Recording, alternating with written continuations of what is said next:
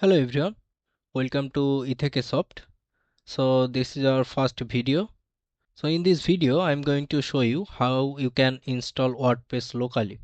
So most of the user used XAMPP or WAMP to install WordPress locally. So I'm gonna show you another software that you can use for both Windows and Mac OS. So let's go. So first of all, you can just search on local WP. You will get this website. Just go to this website and download this software for your Mac or Windows. Okay, so already I downloaded the software.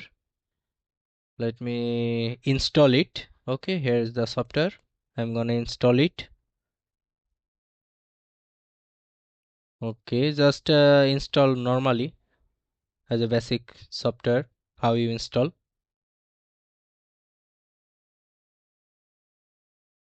Also, if you have any premium antivirus like I have, this is the Casper Sky. So for some time just pause the protection, okay? For some time just disable the antivirus or it will cause a error. Okay, so after that just run the local. I already installed before, that's why it will show some file I have like the data before I create a website. So after that here you will see nothing. Just click here to add a new site. Then you can create from a scratch and give a site name. So I'm just testing website. Okay, it will be okay.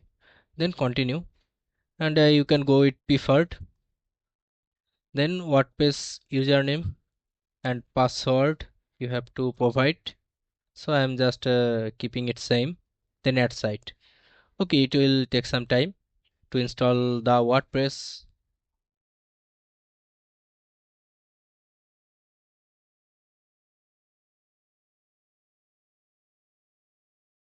Okay, it's already live. You can see here we can start and stop. Okay, so let's go to WP admin. So here you can see we just installed our website locally. So this software is easy to use and there is no hassle like XAMPP, XAMPP causing some error sometime. So that's why this software is good for both macOS and Windows users.